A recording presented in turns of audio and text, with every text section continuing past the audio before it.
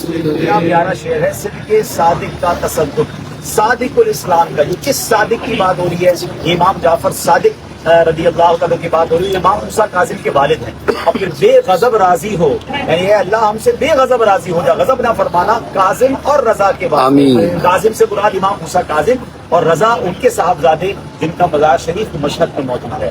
یہ بڑا کمال کا سلسلہ ہے، اور اب ہم جب مزار شریف کے اندر جا رہے تھے تو مبارک آیت موجود تھی کہ اے اہل بیت، اللہ کریم ان سے جو ہے وہ گندگی کو اور ناپاکی کو دور فرماتا ہے، اور آیت تطہیر جس کو کہا جاتا ہے، تو آنکھوں میں آنسو آ گئے کہ اللہ نے اس مقام پر پہنچایا کہ جن کی شان میں آیتیں نازل ہوئی ہیں، اللہ ان کے سب کی ہمیں پاکی عطا فرمائے، گناہوں کی گندگی سے ہمیں دور فرما دے، اور پھر سبحان اللہ آپ کو کاظم اس لیے کہا جاتا ہے کہ آپ بہت زیادہ معاف کرنے والے، درگزر کرنے والے، غصہ پینے والے، اللہ ان کے سب کے ہمیں بھی اپنے غصے پر قابو پانا نصیب فرمائے۔ قرآن پاک میں بھی ہے نا، اللہ جو ہے وہ غصہ پینے والوں کو پسند فرماتا ہے، واللہ یحب الکاظمین، تو والکاظمین الغیظ والعافین عن الناس واللہ یحب المحسنین۔ تو اب دیکھیں نا اس پہ والکاظمین الغیظ، جو اپنے غصے پر قابو پانے والے ہیں، ان کا ذکر بھی موجود ہے، تو اس ہستی کی بارگاہ میں ہے کہ جن کا نام ہی کاظم پڑ گیا۔ اچھا، پھر دوسری بات، آپ کی سخاوت کا عالم یہ تھا کہ آپ لوگوں کو تلاش کر کر کے اہل مدینہ کو رات کو ڈھونڈ ڈھونڈ کر ان کی حاجتوں کو پورا فرماتے تھے۔ اللہ ان کی سخاوت کا حصہ بھی عطا فرمائے، اور جب بھی یہاں آتے تو ایک اور عظیم ہستی کی بارگاہ میں آتے ہیں، بڑا پیار ہے ان سے، ہمیں اتنا پیار ہو کہ وہ ہمارے امام ہیں، اور وہ ہیں امام اعظم ابو حنیفہ رضی اللہ تعالیٰ عنہ کے بڑے عظیم قابل شاگرد امام ابو یوسف رحمۃ اللہ علیہ۔ ان کا مزار اس مکتبے پر موجود ہے، یہاں پر ایک بورڈ اب لگا ہوا ہے، پہلے تو اندر جانے دیتے تھے، اب یہاں پر کنسٹرکشن ہو رہی ہے تو اس لیے حاضری تو نہیں ہوئی ہے، مگر امام ابو یوسف سے ان کی شان کیا ہے میں مختصر بتا دیتا ہوں۔ اب امام اعظم ابو حنیفہ کے وہ شاگرد ہیں کہ امام اعظم یقیناً فقہ حنفی کے امام ہیں، مگر اگر پوری دنیا میں فقہ حنفی پہنچا ہے تو امام ابو یوسف کی وجہ سے پہنچا۔ امام ابو یوسف پوری دنیا کے چیف جسٹس تھے، صرف ایک ملک کے نہیں تھے، قاضی القضاء کے عہدے پر آپ فائز تھے، اور فقہ حنفی پوری دنیا میں تقدیم کرنا، پوری دنیا میں پہنچانے کا جو کام کیا وہ آپ نے کیا، اور آج دنیا میں اب بھی سب سے زیادہ فقہ حنفی جو ہے وہ جو فالو کرتے ہیں لوگ، اس میں بہت بڑا کردار امام ابو یوسف کا ہے۔ جب بھی آپ فقہ کی اصطلاحات پڑھیں گے، فقہ کی کتابیں پڑھیں گے، پھر جملہ سنیں گے صاحبین نے فرمایا، صاحبین کا یہ قول ہے، تو صاحبین کون تھے؟ وہ امام ابو یوسف اور امام محمد ہے۔ اب ترتیب یہ ہے کہ امام اعظم کے شاگرد امام ابو یوسف، امام ابو یوسف کے شاگرد امام محمد۔ اچھا، ایک اور بات سمجھنی ہے کہ امام ابو یوسف بڑے غریب گھرانے سے تھے، جب آپ پڑھنے آتے تھے تو امام اعظم ابو حنیفہ نے دیکھا کہ بڑے قابل شاگرد ہیں، مگر آپ تھوڑے دنوں بعد پڑھنے نہیں آئے۔ آپ نے پوچھا کیوں نہیں آ رہے؟ تو کہا والدہ فرماتی ہیں کہ تم پڑھائی کرو گے تو گھر کو کون چلائے گا؟ اب میں کہا مجھے کام کاج کرنا پڑے گا، نوکری کرنی پڑے گی، کچھ مزدوری کرنی پڑے گی۔ تو امام اعظم ابو حنیفہ نے ان کی والدہ سے فرمایا کہ آپ اس بچے کو مجھے دے دیں، اس کے تمام اخراجات میں خود اٹھاؤں۔ سبحان اللہ۔ امام اعظم نے امام ابو یوسف کے تمام اخراجات اٹھائے، اور اللہ نے ان سے کتنی بڑی نیکی کروائی کہ ایک ایسا طالب علم اسپانسر کیا جس نے پوری دنیا میں دین مدین کو پھیلایا، ان کے نہ جانے لاکھوں شاگرد بنے۔ آج بھی علماء ان کے اقوال سے فائدہ اٹھاتے ہیں، ان کی فتاوی سے فائدہ اٹھاتے ہیں۔ یہاں بھی ایک بات سیکھنے کو ملتی ہے کہ ہمیں بھی اپنی زندگی میں علماء دین کو، طلباء علم دین کو اسپانسر کرنا چاہیے۔ ہم میں سے بہت سارے عالم نہیں ہیں، ہم شاید بہت بڑا دین پھیلا بھی نہیں پائے، لیکن اگر ہم ان اسلامی بھائیوں کو، ان طلباء کو، ان علماء کو سپورٹ کریں، ہمیں نہیں معلوم ہم کسی مدرسے میں، کسی جامعۃ المدینہ میں یا کسی بھی سنی جامعہ میں سپورٹ کرتے ہیں، اس کے بعد نہ جانے وہاں سے کون سا شیخ الحدیث نکلتا ہے، وہاں نہ جانے کون سا عالم دین نکلتا ہے۔ اچھا، میں ایک اور خوشخبری دوں کہ جس سرزمین پر امام ابو یوسف، امام اعظم اور ایسے عظیم طلباء نکلے، اسی سرزمین پر اب دعوت اسلامی جامعۃ المدینہ شروع کرنے جا رہی ہے، اور ہماری ایک نیت یہی تھی کہ یہ جو درس نظامی جس کو ہم کہتے ہیں نا، یہ نظامی درس نظامی جس نام سے نظام نام کا ایک بادشاہ تھا، اس نے یہ ایک بہت بڑا نواب، بڑے بڑے شخصیت تھے کہ جنہوں نے یہ ایک ایسا نظام، درس نظامی کا یہ نظام بنایا، اور انہوں نے معاف کیجیے گا وہ دارالعلوم جو تھا، جو یہاں کا تھا، جامعہ نظامیہ جو یہاں کا تھا، اس نے جس نے بنایا تھا، اس دارالعلوم سے یہ سب پڑھے، اور اس دارالعلوم میں بڑے بڑے علماء پڑھے، اور اس دارالعلوم کی بنیاد بھی ایک مالدار شخص نے رکھی، اور اس کے بعد آپ سوچیں اس کے لیے کتنا بڑا صدقہ جاریہ ہو گیا۔ تو ہمارا ذہن یہ بنا کہ کیوں نہ اس سرزمین پر ہم بھی ایک ایسا جامعۃ المدینہ بنائیں، کیا معلوم امت کو اسی سرزمین سے بڑے بڑے اور امام ملے. تو یہ بڑی نیکی دعوت اسلامی کرنے جا رہی ہے. تو میری گزارش ہے نہ صرف عراق میں دعوت اسلامی کے کاموں کو بلکہ دنیا بھر میں جو دعوت اسلامی کام کر رہی ہے اس کے لیے ویسے بھی ہم ٹیلیتھون اس مہینے میں کرنے جا رہے ہیں. دل کھول کر آگے بڑھ کر تمام لوگوں کو سپورٹ کرنا چاہیے. ہمیں نہیں پتا ہمارے مال سے ہماری رقم سے کوئی عالم بن گیا، حافظ بن گیا، کوئی دین کا بڑا کام ہو گیا اور ہم قبر میں چلے جائیں اور ہمیں انشاءاللہ قیامت تک ثواب ملتا رہے.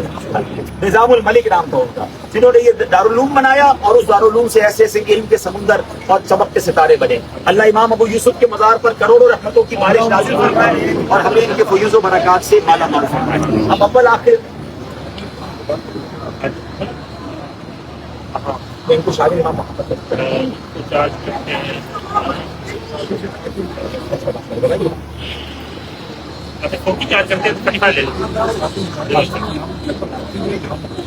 حضرت امام موسیٰ کاظم کے مزار کے بالکل ساتھ ہی امام محمد جواد جن کا لقب جو ہے وہ تقی، تو امام تقی بھی جن کو کہا جاتا ہے، ان کا مزار بھی موجود ہے. تو تمام اسلامی بھائی اول آخر 3 بار درود پاک، سورہ فاتحہ اور 3 بار سورہ اخلاص پڑھیں کہ نظیم ہستیوں کو ہم انشاءاللہ احسان ثواب کریں. الفاتحہ.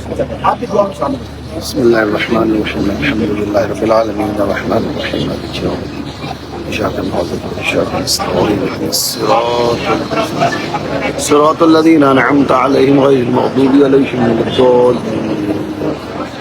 بسم الله الرحمن الرحيم قل الله أحد الله الصمد لم يلد ولم يولد ولم يكن له كفوا أحد. الله أحد الله لله رب العالمين والصلاة والسلام على خاتم النبيين يا أرحم الراحمين يا أرحم الراحمين يا أرحم الراحمين يا ربنا يا ربنا يا ربنا يا ربنا يا ربنا يا الله يا رحمن يا رحيم. اللهم ربنا آتنا في الدنيا حسنة وفي الآخرة حسنة وقنا عذاب النار. میرے مولا ہم سب کی حاضری کو یہاں قبول فرما. تلاوت کی ہماری زندگی میں جو ٹوٹے پھوٹے نیک اعمال ہیں پیارے آقا علیہ الصلوۃ والسلام کی بارگاہ میں ہدیۃً تحفۃً عقیدتاً پیش کرتے ہیں، قبول فرما. پیارے آقا کے وسیلہ جلیلہ سے تمام انبیاء کرام، صحابہ کرام، تابعین، تبع تابعین، خصوصاً بالخصوص امام موسیٰ کاظم حضرت امام محمد جواد رضی اللہ تعالیٰ عنہ کی بارگاہ میں پیش کرتے قبول فرما. امام ابو یوسف رحمۃ اللہ تعالیٰ کی بارگاہ میں پیش کرتے قبول فرما. اے اللہ بغداد میں، کربلا میں، نجف میں، اے اللہ بصرہ میں اور پورے عراق میں جہاں جہاں انبیاء، صحابہ، اہل بیت، اولیاء مدفون ہیں سب کی ارواح کو پیش کرتے ہیں قبول فرما. اے اللہ تمام مسلمین، تمام مسلمات، بالخصوص ہمارے تمام مرحوم رشتہ داروں کی بارگاہ میں پیش کرتے ہیں قبول فرما. اے اللہ ان پاک درباروں کے صدقے ہمیں بھی نیک بنا دے. امام موسیٰ کاظم کا واسطہ ہمیں بھی غصے پر قابو پانے والا بنا دے. امام موسیٰ کاظم کی سخاوت کا واسطہ ہمیں سخی بنا دے. ان کے تقوی کا واسطہ ہمیں متقی بنا دے. امام ابو یوسف کی علم دین کا اور ان کی فقاہت کا واسطہ ہمیں علم نافع عطا فرما. عالم با عمل بنا. اے اللہ ہمیں اپنے بچوں کو، ہماری نسلوں کو عالم بنانے کی توفیق عطا فرما. ہمیں علماء کا خدمت گار بنا دے، علماء اور طلباء کی خدمت کرنے والا بنا دے. اے اللہ دین متین کا سچا خادم بنا دے. اے اللہ جو مشکلیں ہیں، جو پریشانیاں ہیں، سیدی اعلیٰ حضرت امام اہل سنت نے جو قبولیت دعا کے مقامات تحریر فرمائے، اے اللہ اس پہ آپ نے یہ بھی لکھا کہ جب امام موسیٰ کاظم کے دربار میں آ کر دعا کی جائے وہ دعا کی قبولیت کا مقام ہے. اے اللہ قبولیت دعا کے مقام پر موجود ہے. ہماری مشکل آسان فرما، ہماری پریشانیاں دور فرما. حرمین طیبین کی حاضریاں ہمارے لیے آسان کر دے. اے اللہ بار بار مکہ مدینے کی حاضری نصیب فرما. اے اللہ جب آخری وقت آئے مکہ مدینہ منورہ میں ایمان اور عافیت والی موت نصیب فرما. جنت البقیع میں مدفن نصیب فرما. اے اللہ دعوت اسلامی کو ترقیاں عطا فرما. امیر اہل سنت کو درازی عمر بالخیر عطا فرما. غزہ اور فلسطین کے مسلمانوں کی غیب سے مدد فرما. پاکستان میں جو سیلاب زدگان دکھی ہیں اے اللہ ان کی غیب سے مدد فرما. ان کے نقصان کو میرے مولا غیب سے پورا فرما دے. اے اللہ سب کے رزق حلال میں برکت عطا فرما. جو تمنا لے کر اس سفر پر آئے ہیں تو سب کے نام بھی جانتا ہے، کام بھی جانتا ہے. حضرت امام موسیٰ کاظم کا واسطہ ہماری مشکل آسان فرما. آمین. صلی اللہ تعالی علی خیر خلقہ ونور عرشہ سیدنا و مولانا محمد وآلہ وصحبہ اجمعین برحمتک یا ارحم الراحمین. لا الہ الا اللہ محمد رسول اللہ صلی اللہ علیہ وسلم. صلو علی الحبیب صلی اللہ تعالی علی محمد صلی اللہ علیہ وسلم. کیا پیاری خوبصورت سی سڑک ہے. آج ہم کوفہ کے تاریخی شہر میں ہیں. اور یہ وہ شہر ہے جو بڑا مقدس شہر ہے. جی ہاں, یقیناً کوفہ کے کچھ لوگوں نے حضرت مسلم بن عقیل کے ساتھ اور کچھ ہمارے بزرگوں کے ساتھ بے وفائی کی, مگر ایسا نہیں کہ کوفہ کی کوئی اہمیت نہیں ہے. کوفہ وہ شہر ہے جو مولا علی نے جس کو اسلام کا دارالخلافہ بنایا.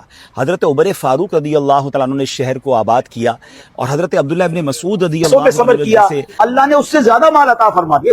کئی لوگوں کے ساتھ واقعات ہوتے ہیں, تو یہ سب اللہ کریم کے وعدے ہیں, ہمیں اس پر صبر کرنا. آپ دیکھیں نا, قرآن مجید میں بہت ساری باتیں کی گئی, مگر غالباً ایک ہی جگہ اللہ نے فرمایا کہ ان اللہ مع الصابرین, اللہ صابروں کے ساتھ ہے. ان اللہ مع المتقین بھی ہے, مگر صبر کرنے والوں کے لیے اللہ کریم نے کیسا انعام عطا فرمایا. تو مجھے بتاؤ نا, اگر جس کے ساتھ اللہ کی رحمت ہو جائے تو اس کی مشکل حل کیوں نہ ہوگی. تو آج انشاءاللہ نیت کرتے ہیں حضرت ایوب علیہ السلام کے دربار میں, اللہ سے دعا بھی کریں گے کہ اللہ ہمیں صبر عطا فرما. اور جو لوگ مجھے سن رہے ہیں, مجھے ابھی بتایا گیا کہ خاص طور پہ پاکستان میں جو سیلاب آیا ہے, لوگ بڑے دکھی ہیں. ہمارے شفاعت بھائی ہمارے ساتھ ہیں, FGRF کے جو نگران ہیں, بتا رہے تھے میسیجز بھی آ رہے ہیں, تو ہم ان کے لیے بھی دعا کرتے ہیں اللہ انہیں صبر بھی عطا فرمائے اور ہمیں ان دکھیارے مسلمانوں کی مدد کرنے کی بھی توفیق عطا فرمائے. عظیم صحابی نے یہاں پر قیام فرمایا, اور یہاں پر سیدنا سعد بن ابی وقاص نے اس کو جو وہ شروع کیا تھا, اسے فوجی چھاونی میں.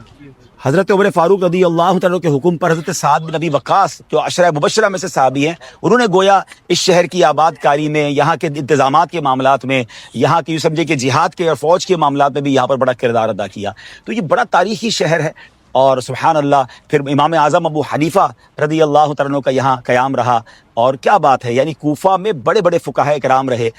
یقیناً یہاں کی گلیوں میں ہم موجود ہیں, اور اب ماشاءاللہ ہم جا رہے ہیں حضرت مسلم بن عقیل مظلوم کربلا کہیے, امام حسین رضی اللہ تعالیٰ کے یہ نمائندے بن کر یہاں آئے تھے. بڑا ہی تاریخی واقعہ, ان کے مزار پر جائیں گے. پھر یہاں پر ہانی حضرت عروہ, ہانی بن عروہ, حضرت ہانی بن عروہ رضی اللہ تعالیٰ کا مزار ہے, جنہوں نے حضرت مسلم بن عقیل کو پناہ دی تھی, اور پھر اس کے بعد ان کو بڑی بے دردی سے شہید کیا گیا. اور بتایا جاتا ہے کہ کربلا کے واقعے کی جو کڑی ہے, یعنی پہلی کڑی کہیے یا پہلی شہادت کہیے, یہ حضرت ہانی کی تھی. اس کے بعد حضرت مسلم بن عقیل, پھر ان کے صاحبزادگان, اور پھر یہ سلسلہ بڑا دردناک سلسلہ شروع ہوا. یہیں پر کوفہ کی جامع مسجد کے ساتھ مولا علی شیر خدا کے گھر کے پاس ہم پہنچ گئے ہیں. سبحان اللہ, کس کے گھر آئے ہیں؟ سبحان اللہ, مولا علی کا گھر ہے. اور بتایا جاتا ہے کہ یہاں وہ کمرہ بھی موجود ہے جہاں شہادت کے بعد مولا علی کو غسل دیا گیا تھا. حسرین کریمین یہاں پر دعا کیا کرتے تھے, ایک کمرہ وہ بھی بتایا جاتا ہے. میری پہلے تو حاضری ہوئی ہے, اللہ کرے آج یہ کھلا ہوا ہو, لگتا ہے ہمیں حاضری مل جائے گی, تو پہلے مولا علی کے گھر پر حاضری دے لیتے ہیں انشاءاللہ. نجف اقدس اور بغداد معلیٰ کے درمیان ایک خاص مقام پر موجود ہیں. میں ہستی کا نام آپ کو نہیں بتاؤں گا, میں آپ کو ان کا ایک وصف بتاؤں گا, تو آپ اس ہستی کو پہچان لیں گے. یہ ہستی, یہ وہ مبارک ہستی ہے کہ جن کا جب بھی نام لیں تو صبر ان کا ضرور ذہن میں آتا ہے. یعنی سبحان اللہ, اللہ پاک نے ان کو کیسا صبر دیا کہ یہ ان کے نام کے ساتھ ہی ان کا وصف ہمیشہ لیا جاتا ہے. اور یقیناً اللہ کے نبی حضرت ایوب علیہ نبینا علیہ السلام کی بارگاہ میں موجود ہیں, جن کا صبر پوری دنیا میں مشہور ہے, اور جس صبر کا واقعہ قرآن مجید میں ذکر کیا گیا. اللہ کریم ان کے صبر کی وجہ سے, ان کے صبر کی برکت سے ہمیں بھی صبر کی نعمت نصیب فرمائے. ان کے واقعے کو آگے بڑھانے سے پہلے ان کے بارے میں کچھ غلط فہمیاں بھی پھیلائی جاتی ہیں, یا ہم سنتے رہتے تھے کہ معاذ اللہ ان کو ایک ایسی بیماری ہوئی کہ جس کی وجہ سے باڈی میں کیڑے وغیرہ پڑ گئے. تو ہمیشہ یاد رکھیں کہ اللہ کریم کے تمام انبیاء ہر عیب سے پاک ہیں. جس کو تبلیغ کے لیے اللہ پاک نے چنا, سبحان اللہ, اس کو رب نے عیبوں سے پاک پیدا فرمایا. بلکہ یوں کہا جائے کہ جس سے جتنا بڑا کام لینا تھا اس کو ایسا خوبصورت اور ایسا حسین بنایا. ساری کائنات میں سب سے بڑھ کر حسن والے سرکار دو عالم علیہ السلام ہیں, کیونکہ ان سے اتنا بڑا رب نے کام لینا تھا. تو اللہ نے اپنے تمام پیغمبروں کو, تمام پیغمبروں کو, نبیوں کو بے عیب بنایا. تو ایسی کوئی بیماری انہیں نہیں تھی. البتہ جسمانی بیماریاں آ سکتی ہیں, اور اس پر جو ان کا صبر تھا واقعہ میں مختصراً بیان کروں گا. پہلے ایک اور تاریخی بات بتا دوں کہ حضرت ایوب علیہ نبینا علیہ السلام کے مزارات آپ کو ایک دو تین جگہ اور ملتے ہیں. سلالہ عمان میں بھی ان کا مزار موجود ہے, اور ایک روایت کے مطابق غالباً ترکی میں, ہم کہاں کی بات کر رہے تھے, سلالہ میں, ہاں سلالہ میں ان کا مزار موجود ہے. اور یہ بہت سارے انبیاء کے بارے میں یہ ہمیں سننے کو ملتا ہے کہ ایک سے زائد مقامات پر مزارات موجود ہیں. تو یہ بھی یاد رہے کہ یہ ہزاروں سال پرانے مزارات ہیں یا ان کے مقامات ہیں, تو اس کی تاریخ کو اس طرح نہیں محفوظ کیا جا سکا. سرکار دو عالم علیہ السلام کے مزار مبارک کے بارے میں یقینی طور پہ کہا جاتا ہے کہ وہی روضہ رسول ہے, ورنہ اور انبیاء کرام کے مقامات ایک سے زائد مقام پر ملتے ہیں. بہرحال عقیدت کے ساتھ کہیں بھی حاضری دی جائے، دراصل تو نیت یہ ہے نا کہ ان کا فیضان حاصل کیا جائے۔ الحمدللہ مجھے سلالہ عمان میں بھی ان کے مزار پر حاضری کا شرف ملا، اور وہاں پر باقاعدہ وہ کنواں بھی بتایا جاتا ہے، وہ چشمہ بھی ہے کہ جس سے غسل کر کے انہیں جو ہے وہ صحت ملی تھی، ہم نے وہاں کا پانی بھی حاصل کیا تھا۔ ایک اور جگہ ترکی میں مجھے یاد آیا، ترکی میں ایک مقام ہے جہاں ان کا کنواں جو ہے یا وہ پانی مشہور ہے کہ وہاں پر انہوں نے غسل کیا تھا۔ تو بہرحال ہم یہاں آئے ہیں، کافی بڑی جگہ پر یہ بازار شریف موجود ہے، تو اس سے لگتا ضرور ہے کہ تاریخی مقام ہے۔ حضرت ایوب علیہ السلام کے بارے میں کچھ مختصراً سنتے ہیں۔ آپ حضرت اسحاق علیہ السلام کی اولاد میں سے ہیں، اور ان کی والدہ حضرت لوط علیہ السلام کے خاندان سے ہیں، یعنی والد اور والدہ دونوں طرف سے خاندان انبیاء ہے۔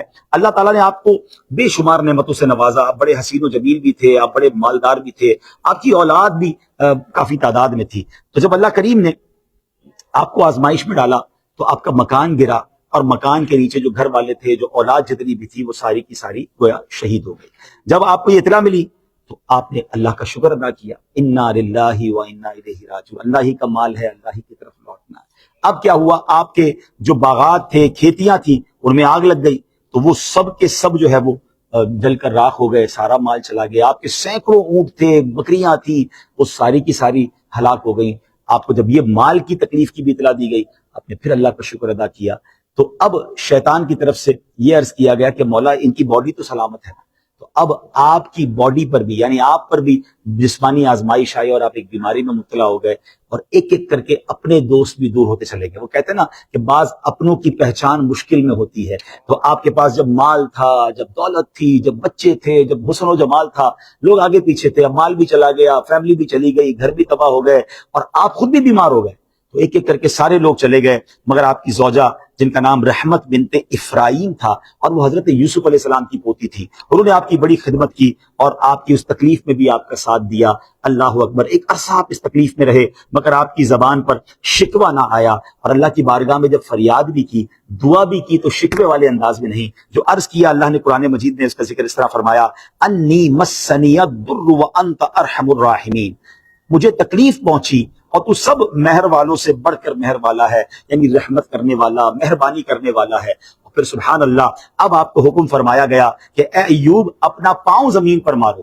آپ نے زمین پر پیر مارا، ایک چشمہ پھوٹا، اس میں سے نکلا، حکم ہوا کہ اے ایوب اس پہ غسل کرو۔ آپ نے غسل کیا، آپ کے بدن کی تمام بیماریاں دور ہو گئی۔ 40 قدم آپ چلے، ارشاد ہوا ایک اور اپنے پیر زمین پر مارو، ایک اور چشمہ نمودار ہوا، پانی بڑا ٹھنڈا، میٹھا اور لذیذ تھا، آپ کو فرمایا گیا وہ پی لیجیے، تو آپ کا باطن پورا نور ہی نور ہو گیا، آپ اعلیٰ درجے کی صحت اور نورانیت آپ کو حاصل ہو گئی۔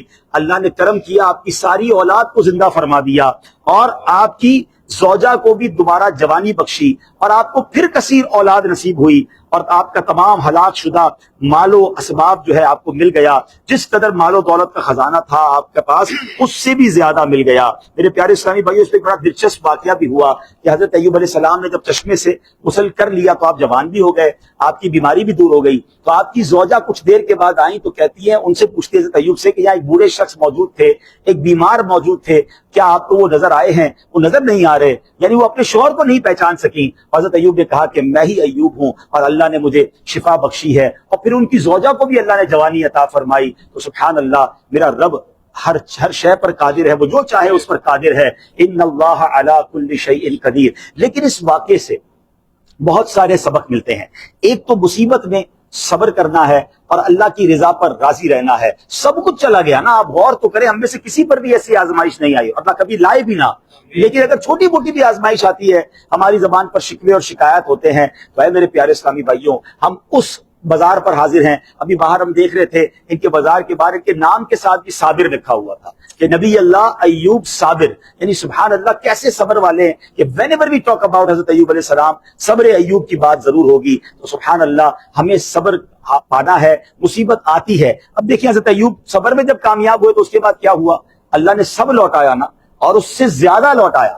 آپ سب کی زندگی میں ایسا ہوا ہوگا کہ کبھی کسی مشکل میں پھنسے ہوں گے، ہمیں لگتا ہوگا اب نہیں نکل پائیں گے، اور اگر صبر سے وہ کام کر لیا، وہ وقت گزار لیا، تو اللہ نے پہلے سے زیادہ عطا فرمائی۔ دنیا میں ہمارے ساتھ بھی کئی لوگوں کے ساتھ ہوا ہے کہ آج ہم خود بھی حیران ہو رہے ہیں کہ یار جہاں پھنسے تھے وہاں سے نکلے کیسے، اور آج اس سے زیادہ اللہ نے دیا۔ کسی نے عزت ہماری چھیننے کی کوشش کی، کسی نے ہمیں تنگ کرنے کی کوشش کی، ذلیل کرنے کی کوشش کی، اگر وہ وقت صبر سے گزارا اللہ نے اس سے زیادہ عزت عطا فرمائی۔ کوئی ہمارا مال کھا گیا، ہم نے پیسوں پہ صبر کیا۔ بسم اللہ الرحمن الرحیم، الحمدللہ رب العالمین، والصلاة والسلام علیک یا رسول اللہ۔ الحمدللہ عز و جل، اس وقت ہم بغداد معلیٰ میں ہیں، ہم آپ کو دکھاتے بھی ہیں اور کچھ مدنی پھول سناتے ہیں۔ دماغ کام نہیں کرتا۔ رسول اکرم صلی اللہ تعالی علیہ وآلہ وسلم نے کیا خوب ارشاد فرمایا، عقل مند وہ ہے جو اپنے نفس کو اپنا دعوے دار بنا لے اور موت کے بعد کے لیے عمل کرے، اور عاجز بیوقوف وہ ہے جو اپنی خواہشات پر چلتا ہو اور اللہ کی رحمت پر امید بھی رکھتا ہو، یعنی اپنی خواہشات پوری کرے۔ جیسے ہمارے عمر ایک جملہ کہا جاتا ہے، گناہ کرنا ہے، وہ کہ بھائی کیوں کر رہے ہو، اللہ معاف کرے۔ روایت قرآن حدیث بزرگوں کے اقوال کا اگر میں مجموعہ بیان کروں تو یہ بہت بڑی بے وقوفی ہے۔ دیوار پر سر مارو گے تو لگے گا نہیں، پانی میں غوطہ لگاؤ گے تو گیلے نہیں ہوگے، گناہ کرو گے تو اس کی پکڑ نہیں ہوگی، اللہ کی گرفت سے ڈر نہیں لگتا۔ جب گناہ گار کو کہا جائے گناہ مت کر، تو توبہ کرنے کے بجائے، شرمیدہ ہونے کے بجائے، استغفار کرنے کے بجائے وہ اگر یہ جواب دے اللہ معاف کرے گا، بے شک اللہ معاف کرے گا، مگر تیرا یہ کون سا انداز ہے کہ تو گناہ پہ گناہ کیے چلے جا رہا ہے۔ میں گناہ کے طور پر ایک بات بیان کرتا ہوں، پیارے اسلام بھائیو، ایک بڑی نحوست بیان کرتا ہوں کہ گناہ کی اتنی بڑی نحوست ہے، جس گناہ سے ابتداً بندہ ڈرتا ہے نا، جب وہ گناہ اس چند دفعہ کرتا ہے تو اس گناہ کے کرنے کا ڈر اس کے دل سے نکل جاتا ہے۔ یہ آپ جیسے کتنوں کا ہو سکتا ہے شخص کا تجربہ ہو۔ امام غزالی رحمۃ اللہ تعالیٰ علیہ نے بزرگوں نے اپنی کتابوں میں اس کو اتنی وضاحت کے ساتھ لکھا ہے، اور دیگر بزرگوں نے، کہ گناہ کر کر کے بندہ جری ہوگا، چورک ہو جاتی ہے، کیونکہ اس کی پکڑ نہیں ملا۔ اگر مثال کے طور پر اللہ نہ کرے، اللہ نہ، میں سمجھانے کے لیے کہہ رہا ہوں کہ کوئی بندہ گناہ کرتا ہے اور کوئی اس کے ساتھ مصیبت اور آفت آ جاتی ہے، تو خیال آتا ہے کہ یار یہ کیا تھا نا، لگتا پکڑ آ گئی، کیا تھا نا، لگتا پکڑ آ گئی۔ اب پکڑ آئی نہیں، پکڑ آئی نہیں۔ اللہ کا ایک صفاتی نام ہے حلیم۔ کیا نام ہے؟ حلیم۔ اور اس کی تفسیر یہ ہے کہ اللہ پاک اپنے بندے کی فوراً گرفت نہیں کرو، اس کو مہلت دیتا ہے کہ بندے مان جا، بندے مان جا، بندے مان جا۔ اللہ پاک کی مہلت یہ بعض بندوں کو جرت والا کر دیتی، وہ جری ہوتا، وہ بے بات ہو جاتا، کچھ ہو ہی نہیں رہا۔ اور بعض وقت گناہ تھا تو دیکھ کر بھی جری ہو جاتا، اگر گناہ غلط ہوتا تو اس کی پکڑ کیوں نہیں ہو رہی ہے؟ ارے اللہ کے بندے، تو پکڑ کی بات کر رہا ہے؟ جس سے گناہ راس آ گیا، اس سے بڑی اس کی مصیبت کیا ہوگی؟ بنی اسرائیل کا واقعہ یاد آ رہا ہے۔ ایک شخص ہمیں رب سے کہتا ہے کہ رب میں تیری اتنی نافرمانی کرتا ہوں تو مجھے سزا نہیں دیتا۔ کیا کہتا ہے کہ اللہ پاک میں تیری اتنی نافرمانی کرتا ہوں تو مجھے سزا نہیں دیتا؟ غیر سوال آتی ہے اس کو، کیا ہم نے تجھ سے مناجات کی لذت نہیں چھین لی؟ یعنی تو جو ہمارے سامنے دعا کرتا تھا، جو دعائیں کرنے میں جو تجھے لذت تھی، ہمیں یاد کرنے میں تجھے لذت تھی، کیا آج کا لذت تجھے میسر ہے؟ نہیں، ہم نے تجھ سے ہم سے ہماری بارگاہ میں التجا و مناجات کرنے کی لذت ہی چھین لی۔ آج ہم نمازیں پڑھتے ہیں، کہاں ذوق آتا ہے؟ ارے ہمیں اپنی اور مصیبتوں پر خیال آتا ہے، پیسے پر آ گئی، ادھر آ گئی، تو اولاد میں آ گئی، تو گھر میں آ گئی۔ ارے نماز سے ہماری توجہ ہٹ گئی ہے، نماز پہ خوشو ڈالا، ہماری سجدوں کی لذتیں پڑی ہیں، ہم نے سجدوں کی لذتیں پڑی ہیں، مگر سجدوں کی لذتیں ہیں کیا اس کا پتہ نہیں ہے۔ رکوع کی لذتیں پڑھی ہیں، ہم نے کتابوں میں پڑھی ہے، مگر رکوع کی لذت ہوتی کیسی ہے اس کا پتہ نہیں ہے۔ تلاوت کی لذتیں ہم نے پڑھی ہیں، تبھی تو ایک نماز میں قرآن کریم کی تلاوت ہو جاتی تھی بزرگوں کی. ایک بزرگ کے بارے میں پڑھ رہا تھا, ان کا انتقال کا وقت تھا تو ان کی بہن رو رہی تھی, اور کہہ رہی تھی, تو بزرگ نے فرمایا کہ کیوں رو رہی ہے؟ تو کہنے لگے, وہ بہن کہنے لگی کہ آپ کا یہ انتقال کا وقت محسوس ہو رہا ہے, اس لیے مجھے آپ کا غم رلا رہا ہے. تو کیوں روتی ہے؟ جس کمرے میں تو بیٹھی ہے نا, تیرے بھائی نے اس کمرے میں 18,000 قرآن ختم کیے ہیں. 18,000 قرآن ختم کیے. سوچو تو صحیح یار, کیسے پڑھتے تھے یہ؟ ادھر 18 آیتیں نہیں پڑھی جاتی, اور پڑھی جائے تو توجہ نہیں رہتی. غوث پاک کی تلاوت کو ہم پڑھتے ہیں, امام اعظم کی تلاوت کو ہم پڑھتے ہیں, اولیاء کرام کی تلاوت کو ہم پڑھتے ہیں. ہم تلاوت کرتے ہیں, مگر ہم سے تلاوت لذت کیا ہے اس میں یقین مانے, میں آپ کو اپنا کیا سینہ چیر کے دکھاؤں, لذتوں کا پتہ ہی نہیں ہمیں میں خود پڑھتا میرے کو احساس ہوتا ہے یار یہ لذت ہوتی کیسے ہوگی, یہ ان کا دل کیسے لگ جاتا تھا, اپنا دل لگتا ہی نہیں عبادت اور تلاوت میں, نیکیوں میں. کیا امیر سنت نے کیا خوب پکڑ کی ہے یار, گناہوں میں لگتا نہیں دل ہمارا, تلاوت میں لگتا نہیں دل ہمارا, تلاوت میں لگتا نہیں دل ہمارا, ہے اس سیاہ میں بدمست ہم یا الہی. ہمارا دل گناہ میں لگا ہوا ہے. میں سوچتا تھا کبھی یہ اتنی دیر تک تلاوت نماز کیسے غوث پاک کے واقعات پڑھتے, اتنا قرآن غوث پاک پڑھ لیتے تھے, ایک رات میں عبادت اتنی نفلیں پڑھ لیتے تھے. میں سوچتا تھا کسے کرتے ہیں, کچھ تو کرامات ہے, بالکل 100% کرامات ہے, لیکن ہم ہر چیز پر تو غور تو کریں گے نا. موبائل نے جواب دے دیا. جب تم موبائل کھولتے ہو گھنٹہ, 1.5 گھنٹہ, 2 گھنٹہ, 3 گھنٹہ پتہ کہاں چلتا تم کو؟ ادھر سے دنیا نکل گئی, ادھر سے یہ نکل گیا, ادھر سے وہ نکل گیا, پتہ ہی نہیں چلتا. گھڑی دیکھو تو پتہ ہی نہیں چلتا, رات نکل گئی. ہماری رات نکل گئی, ہمیں پتہ چلا نہیں چلا, ان کی عبادت پہ رات نکل گئی, ان کو پتہ نہ چلا. تو اب سوچو ان کا ذکر, ان کا بیان کی جو اللہ کی حضور میں عرض کرتی ہے, مولا کو ایسی رات عطا کر جس کی صبح نہ ہو, کہ میں رات بھر تیری عبادت کر سکوں. یہ باتیں سنتے ہیں ہم لوگ, پڑھتے ہیں, میں نے پڑھی, آپ نے پڑھی ہوگی, مبلغین سے سنی ہوگی, میں نے بھی سنی ہے, مگر ان چیزوں نے ہمیں اس کا جواب دیا ہے کہ تم, کیونکہ اصل ہے لذت, بات سمجھ رہے ہیں, اصل ہے لذت. جس کو جہاں لذت ملی وہ وہاں ٹھہر گیا, جس کو جہاں لذت ملی وہ وہاں ٹھہر گیا. جس کے کھانے میں لذت ملی وہ ٹھہر, جس کے کھانے میں لذت نہیں ملی وہ کھانے سے حالت کی ادھر. ابھی آپ سب کھا بھی رہے ہیں, ہوٹلوں میں ادھر کھا بھی رہے, جس کو مزہ نہیں آتا وہ کھڑا رہتا ہے, جس کو مزہ آ رہا ہوتا ہے لگا رہتا ہے. لذت, جس کو یہاں جانے میں مزہ آتا ہے وہ لگا آتا ہے, جس کو مزہ نہیں آتا وہ چلا جاتا ہے.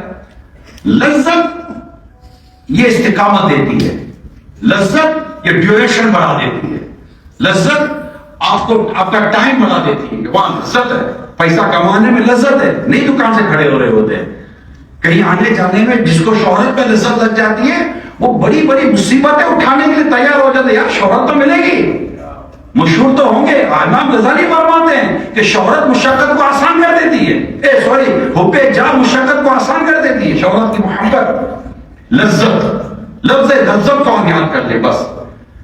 جس سے اللہ کی توفیق سے عبادت پہ لذت ملے گی اس کو پتہ نہیں چلے گا کہ کتنی نماز پڑھی, یعنی وہ طویل نماز پڑھے گا. اب اس کا ایک ہلکا پھلکا تجربہ ہو سکتا ہے بہت نئے لوگوں کو ہوا. کبھی آپ قرآن کھولتے ہیں, نیت ہوتی ہے کہ ایک رکوع پڑھ لوں گا, کبھی قرآن کھولا ہوا آپ نے, آپ سوچی شاید ہو سکتا ہے کسی کے ساتھ ہوا, ایک رکوع پڑھوں گا, ایک رکوع جیسے ختم ہوتا ہے آپ ہوتے ہیں تھوڑا اور پڑھ لیں, پھر ایک رکوع ختم ہے تھوڑا اور پڑھ لیتا ہوں. یہ بعضوں کے ساتھ ہوا ہوگا. یہ جو اسٹے, یہ جو بل رہا ہے نا, آپ سوچیے کہ ہم جیسوں کو ایک کی دو نے, 2 کی 3 نے, 3 کی 4 رکوع پر اللہ کی توفیق استقامت ملی, تو جن کو ملتی ہوگی ان کے پاروں کے پارے نہ ختم ہو جاتے تھے. یہ ہوتی ہے. ایک نماز 2 رکعت 2 صلاۃ الحاجات پڑھ لیتا ہوں, 2 صلاۃ التوبہ پڑھ لیتا ہوں, پھر تھوڑی دیر یار یہ 2 رکعت اور پڑھ لو, پھر 2. کبھی ایسا ہوتا ہے کہ رکعتیں پڑھنے کا دل کر رہا ہوتا ہے, کبھی ایسا ہوتا ہے کہ فرض نماز بھاری پڑ جاتی ہے. اس کو کہتے ہیں قبض و بسط, تصوف کی اصطلاح ہے قبض و بسط. یعنی کبھی فرض بھاری پڑ جاتے ہیں اور کبھی نوافل کی کثرت ہونا شروع ہو جاتی ہے. اب اس پر بھی بندہ غور کرے, چند دن گناہ نہ کرے, چند رات جو گناہ سے بچتا ہے نا, آپ دیکھیں گے کہ اس کو اللہ پاک کی توفیق سے نماز اور عبادت کی لذت دے اور اس کو توفیق ملنا شروع ہو جائے گی. ہمارے استاد صاحب مفتی امین صاحب رحمۃ اللہ تعالیٰ نے بڑی پیاری بات فرماتے تھے کہ گناہ کا اندھیرا جو ہے نا وہ نیکیوں کے نور کو بجھا دیتا ہے. جب بندہ گناہ کر رہا ہوتا ہے نا تو نیکیوں کا نور کم ہونا شروع ہو جاتا ہے, اور جب بندہ نیکی کر رہا ہوتا ہے نا تو گناہ کا اندھیرا ڈھلنا کم ہونا شروع ہو جاتا ہے. یہ زندگی کا ایسا خوبصورت بات ہمارے استاد صاحب نے بیان کی. ہمارے استاد صاحب اللہ ان کو غنی کی رحمت فرمائے, ان کے ساتھ بڑے پرسنل کنیکشن ہوتا تھا, ساتھ رہتے تھے, موٹر سائیکل پر چھوڑنے جانا, کبھی لینے جانا, کبھی ادھر جانا لے جانا کرتے تھے. تو اب ان کی طبیعت ہوتی تھی کہ یہ جب بھی بیٹھیں گے موٹر سائیکل پہ بیٹھیں گے ساتھ ہوں گے تو وہ اسی طرح کی تعمیری گفتگو کرتے تھے اور اس طرح کی کچھ باتیں بیان کرتے تھے جو اللہ پاک کی رحمت سے کچھ باتیں یاد رہ جاتی ہیں. تو یہ چیزیں جو آپ غور کریں گے تو جب گناہ چھوٹتے ہیں نا نیکیوں کی توفیق بڑھ جاتی ہے. یہ اللہ کی توفیق ہوتی ہے, اور گناہ چھوڑنا بھی اللہ کی توفیق سے. اس کی توفیق ہے تو بندہ گناہ بھی نہیں چھوڑے گا. تو اللہ کرے کہ ہم گناہ چھوڑ کر آخرت کی تیاری میں مصروف ہو جائیں. میرے آقا صلی اللہ علیہ وسلم کا یہ فرمان دوبارہ سن لیں, عقل مند وہ ہے جو اپنے نفس کو اپنا تابعدار بنا. میں جو نفس کو کہوں گا میرا نفس وہ بات مانے گا. آپ بولے گا یار یہ کیسے, یہ جو ڈیٹنگ ویٹنگ کرتے ہیں انہوں نے صرف اپنا وزن کم کرنے کے نام پر اپنے نفس کو قابو کیا. ارے جو وزن کم کرنے کے نام پر تو نفس کو قابو کیا تو نے رب کی فرما برداری پر نفس قابو کرنا. نفس کو قابو کرنا تھا نا کہ یہ کھانے کا دل کرا نہیں کھانا, وہ کھانے کا دل کرا نہیں کھا رہا, وہ کھانے کا دل نہیں کر رہا, لیکن آ گیا قابو. کیوں؟ وزن کم کرنا تھا, بیماری کم کرنی تھی, کولیسٹرول کم کرنا تھا, شوگر کنٹرول کرنی تھی, فلاں بیماری کنٹرول کرنا. تو ہمیں یہ سب کچھ کنٹرول کرنا تھا. یہ سب کنٹرول کرنے کے نام پر نفس کو کنٹرول ہو گیا. جس کی طرف اس کو چھوڑ کر صرف جنت ہو جائے, صرف جنت ہو جائے, بتائیے اس کا نفس پر کنٹرول کے ساتھ زبردست ہو جائے. مگر یہاں تو کھانے کا کنٹرول ہوا ہے. جس دن جنت کی خواہش غالب ہو گئی نا اس دن انشاءاللہ عبادت کی لذتوں کا بھی مزہ آ جائے گا انشاءاللہ.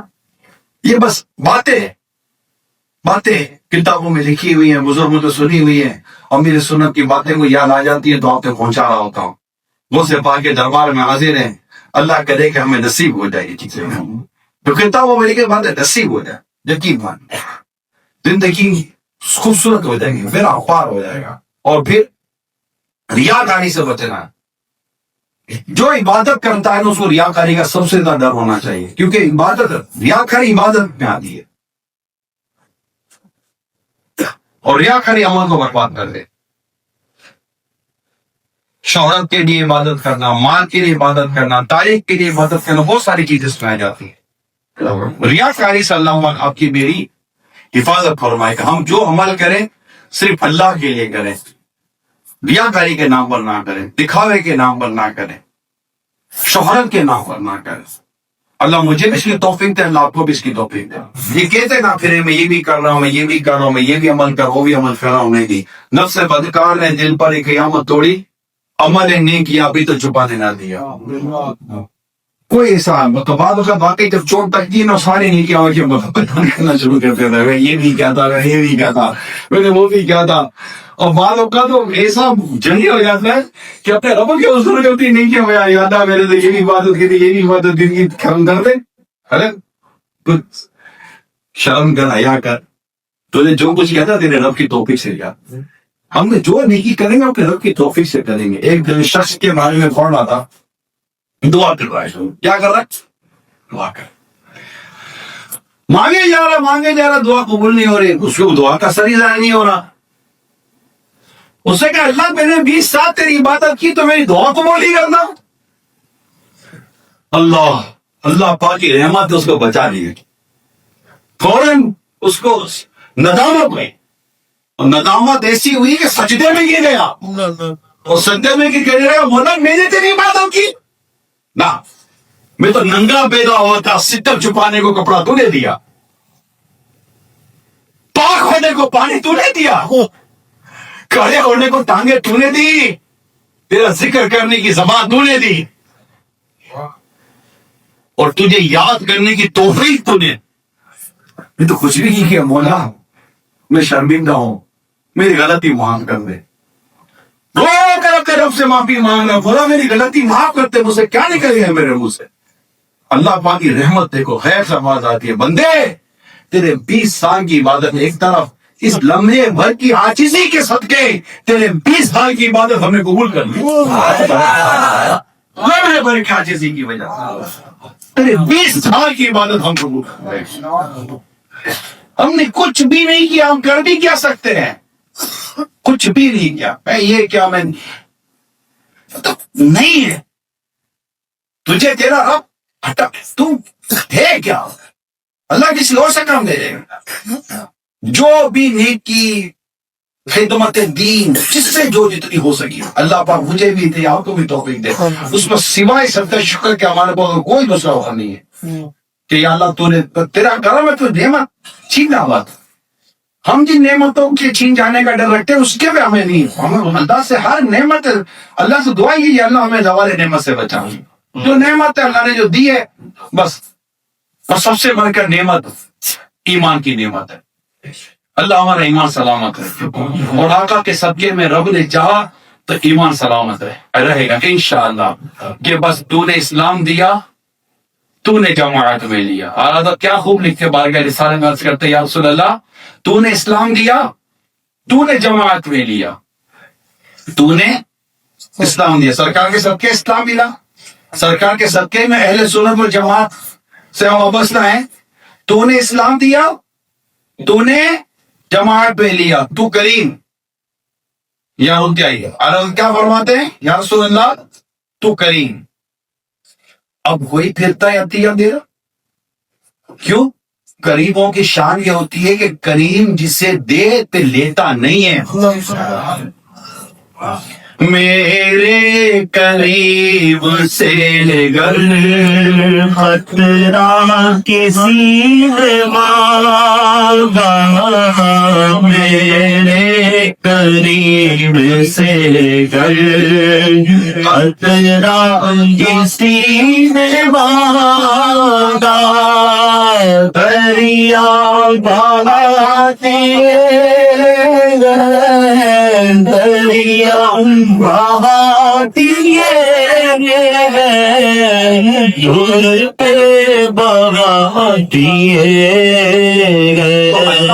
حبیب کریم ہے. نکالا کب کسی کو بس میں فیض عام سے تو نے. آقا کی شان کیا لکھتے ہیں, نکالا کب کسی کو بس میں فیض عام سے تو نے. یا رسول اللہ نکالی ہے تو آنے والوں کی حسرت نکالی ہے. نکالا کب کسی کو بس میں فیض عام سے تم نے, نکالا کب کسی کو بس میں فیض عام سے تم نے نکالی ہے تو آتے والوں کی حسرت نکالی. آقا کریم ہے. آقا کون ہے؟ آقا فرماتے تو کریم. یا رسول اللہ تم کریم. اب ہوئے دیا تیرا کہ آقا آپ نے اسلام دیا, آپ نے جماعت میں لیا, آپ کے ساتھ کیا ہمارا ایمان سلامت رہے گا. اور آقا کی نظریں کرم, آقا کے فیضان اور آقا کی عنایتوں پر ہمیں یہ امید ہمیشہ رکھنی چاہیے. آقا تو فرماتے ہیں یہ امید رضا کو تیری رحمت سے شہاب ہے, یہ امید رضا کو تیری رحمت سے شہاب. نہ وہ زندانی ہے دوزخ تیرا بندہ ہو کر. یا رسول اللہ میں آپ کا غلام ہوں, میں آپ کی رحمت پر امید رکھتا ہوں, اور میری آپ کی رحمت پر امید ہے کہ آپ کا ہو کر آپ کا رضا دوزخ کے گیٹ پہ نہیں ہے, جنت کی دونوں نظر آ جائے گا. ہے یہ امید رضا کو تیری رحمت سے شہاب, نہ ہے زندانی ہے دوزخ तेरा बंदा होगा। ये उम्मीद रजा को तेरी रहमत से शाहाना हो जिंदगी दो से बंदा। इंशाल्लाह गर्म हो जाए। गर्म क्यों नहीं होगा? अल्लाह पाक करके कह रहे हमें डूबत करके दागी यार आका सल्लल्लाहु अलैहि वसल्लम को ने बेटा किया, इमाम आजम का दामन मिला, गौसे आजम का दामन मिला, आला खुदा का दामन मिला। अब हम सबको अपने अपने कामिल मुर्शिद का दामन मिला है। मैं मेरे सुन्नत का मुरीद हूँ, कोई किसी और पीर साहब का कामिल पीर का मुरीद है। हर कोई अपने अपने पीर की, अपने कामिल पीर पर नाज करे, क्यों ना करे? और नाज करना चाहिए, क्योंकि है ना वो जमील कादरी सो जान से कुर्बान मुर्शिद पर बनाया जिसने तुझ जैसा को बंदा गौसे आजम का। तो अल्लाह पाक की रहमत पर हमें उम्मीद है, इंशाअल्लाह ताला जन्नत मिलेगी इंशाअल्लाह। लेकिन गाफिल नहीं होना, गाफिल नहीं होना। इबादत करनी है, नेकी करनी है, अल्लाह को राजी करना है। जिन निस्बतों पर हमें नाज है उन निस्बतों की जिंदगी पड़ेगी। वो निस्बतें जिनके ऊपर हम नाज करते, वो जिन पर हम नाज करते, वो से बात हो, गरीब नवाज, इमाम आजम, गौसे आजम, ख्वाजा गरीब नवाज, आला हज़रत, जिन पर हम नाज करते हैं, मौला अली शेर खुदा अल्लाह ताला वजल करीम, इमाम हुसैन रज़ियल्लाहु ताला अन्हु, जिन अहले बैत अतार सहाबा किराम पर हम नाज करते हैं। जो सरापाए महबूबे गफ्फार है, जो सरापाए महबूबे गफ्फार है, उस हुसैन इब्न हैदर पे लाखों सलाम। मेरे हुसैन तुझे सलाम, मेरे हुसैन तुझे सलाम। अस्सलाम या हुसैन, अस्सलाम या हुसैन, अस्सलाम या हुसैन। माशाअल्लाह इमाम हुसैन की बारगाह में हाजिर है और हमने एक और बात सीखनी है इनसे। यही वो करबला का मैदान था, 10 मुहर्रमुल हराम था। किस हालत में आपका सर कलम हुआ? जब आप सजदे में थे। इमाम हुसैन ने उस वक्त सजदा करके बताया कि हमने तलवारों के साए में नमाज नहीं छोड़ी है, और पंजतन का गुलाम कहलाने वाला उसकी बिस्तर पर नमाज चली जाती है। ये कैसे हो सकता है? आज आप दुनिया के कई मुल्कों से आए हैं, नियत करके जाएं इमाम हुसैन की बारगाह में कि या इमाम आपने करबला में नमाज नहीं छोड़ी, हम इंशाल्लाह अपने वतन और दुनिया में कहीं भी नमाज नहीं छोड़ेंगे। अच्छा, इमाम हुसैन के सरे अकबर को जब नेज़े पर उठाया गया ना, तो आपकी करामत ये थी कि आपके नेज़े, आपके सरे अकबर से भी तिलावत की आवाज आती थी। तो इबादत हो तो ऐसी हो, तिलावत हो तो ऐसी हो, सरे शबीर तो नेज़े पे भी कुरान सुनाता है। इमाम हुसैन के चाहने वाले भी हो और तिलावत करना ना आए और कुरान पढ़ना ना आए, तो ये कैसी पंजतन की गुलामी है? वो आज ये भी नियत करें कि इंशाअल्लाह रोजाना तिलावत कुरान करेंगे। किसी को कुरान पढ़ना नहीं आता, वो कुरान सीखे। ये कैसी पंजतन पाक की गुलामी के कुरान पढ़ना ही नहीं आता। अच्छा, फिर आशूरे की रात जब सुबह ये मार्का हुआ 10 मुहर्रम को, तो रात को क्या हो रहा था? यजीदी खैमों में शराब, यजीदी खैमों में बाद अल्लाह गाने बाजे थे, मगर हुसैनी खैमों में नात थी, हुसैनी खैमों में तिलावत थी, हुसैनी खैमों में दुआएं थी। अब आप गौर कर लें कि हम रातें कैसे गुजारते हैं, यजीदी तरीके पर या हुसैनी तरीके पर। तो ये भी नियत करनी है इमाम हुसैन के कदमों में कि इंशाअल्लाह हम यजीदी तरीके पर जिंदगी नहीं गुजारेंगे। अगर आपको मुझे कोई कहे आप यजीदी तरीके पर है, कितना बुरा लगेगा।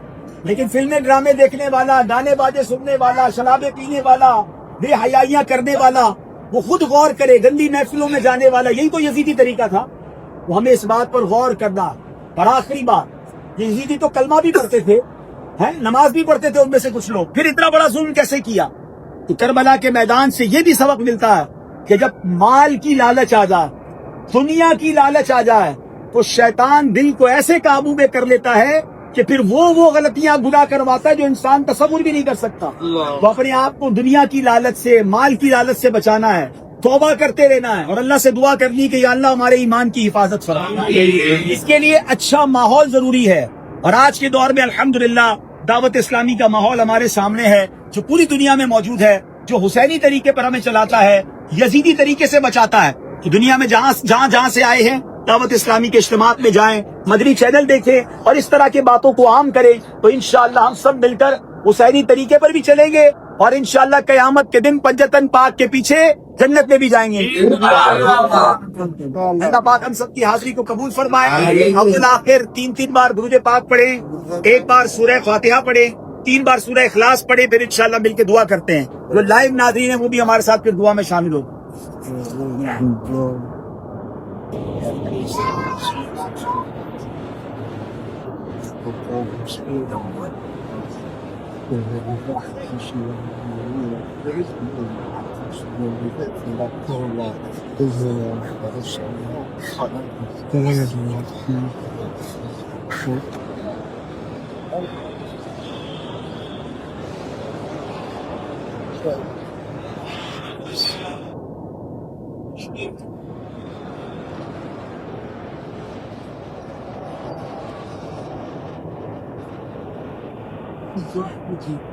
الحمد لله رب العالمين والصلاة والسلام على خاتم النبيين اللهم ربنا آتنا في الدنيا حسنة وفي الآخرة حسنة وقنا عذاب النار وقنا عذاب القبر وقنا عذاب الحشر وقنا حساب الميزان اللهم أجرنا من النار اللهم أجرنا من النار اللهم أجرنا من النار اللهم أجرنا من الشيطان اللهم ارزقنا شهادة في سبيلك اللهم ارزقنا شهادة في سبيلك اللهم ارزقنا شهادة في سبيلك واجعل موتنا في بلد حبيبك صلى الله تعالى عليه وسلم اللهم إنا نسألك العفو والعافية والمعافاة الدائمة في الدين والدنيا والآخرة يا رحمن الدنيا والآخرة يا رحمن الدنيا والآخرة اللهم إنك عفو كريم تحب العفو فاعف عنا يا كريم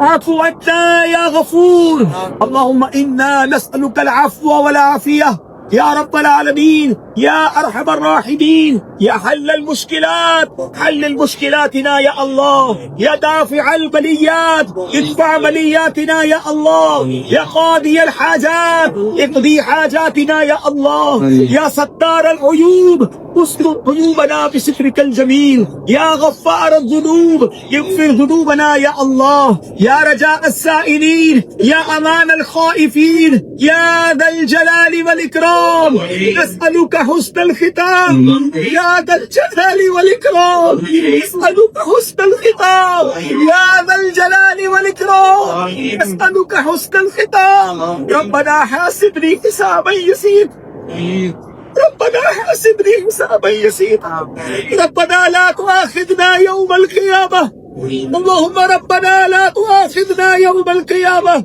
إنك لا تخلف الميعاد اے رکتوں کو بچانے والے اے بے قصوں کی دستگیری کرنے والے اے گناہگاروں کو بخشنے والے مولا میرے گناہگار بندے سیاہکار بندے تیرے دربار میں ہاتھ اٹھائے نواسائے رسول کے قدموں میں حاضر ہیں اے اللہ یہ نہ دیکھ ہم کتنے برے ہیں اے اللہ یہ دیکھ کہاں آئے ہیں کس کے در پر آئے ہیں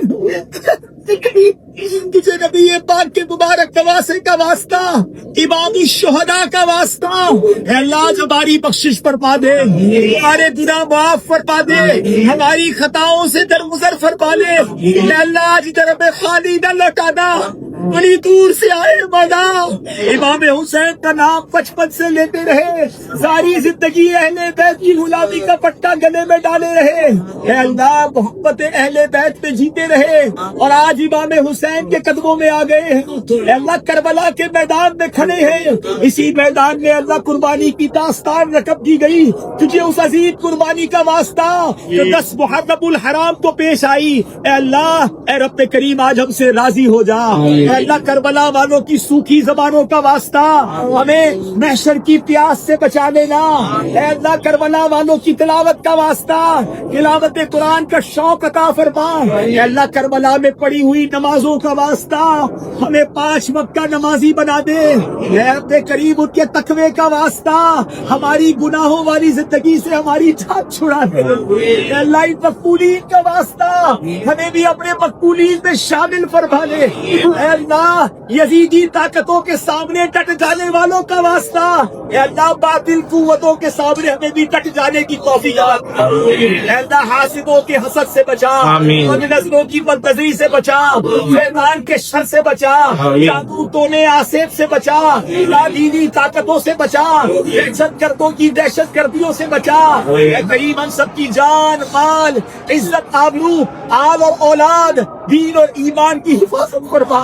اے رب کریم امام حسین کا واسطہ جتنا نبی پاک سے محبت فرماتے اس محبت کا واسطہ اے اللہ ہمیں بھی نبی پاک کی سچی محبت عطا فرما. اہل بیت کی سچی غلامی عطا فرما. اے اللہ اہل بیت کی غلامی پر زندہ رکھ اور اہل بیت کی غلامی پر موت نصیب فرما.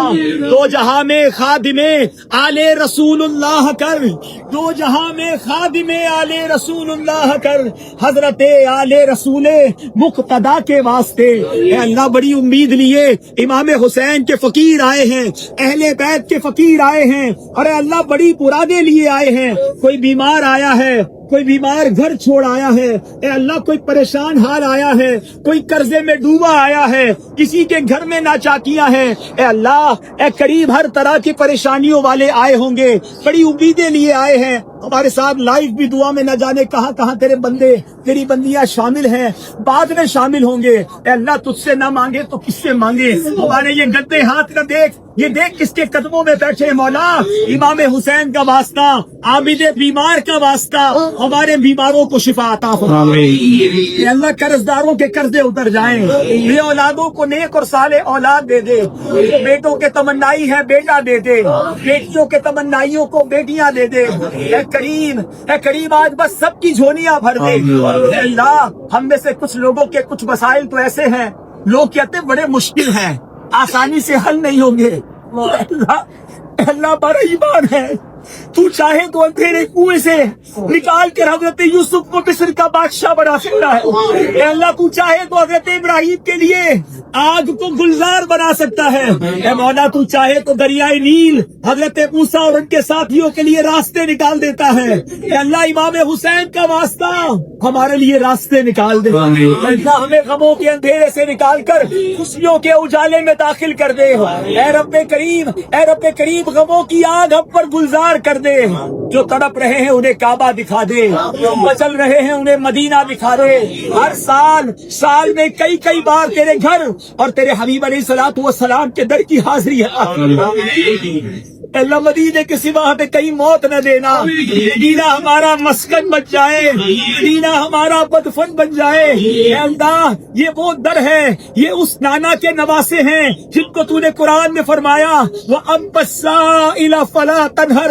اے محبوب تمہارے در پر کوئی بھکاری آئے اسے جھڑکنا نہیں, اسے خالی نہ لوٹانا. اے اللہ یہ نانا اسی نانا کے نواسے ہیں. اے اللہ ان کے در سے بھی کوئی سائل خالی نہ جاتا. اے اللہ بہت دور سے آئے ہیں یا الہی جو دعائیں نیک ہم تجھ سے کریں بنا کا ساتھ ہو. تم سے نہ مانگوں تو پھر کس سے مانگوں. تمہارا تو سارا گھرانہ صحیح ہے, تمہارا تو سارا گھرانہ صحیح ہے. لجپال کے در پر آئے ہیں. اے یا رب العالمین امام حسین کا واسطہ ہم سب کی جھولیاں بھر دے, سب کی مرادیں پوری کر دے.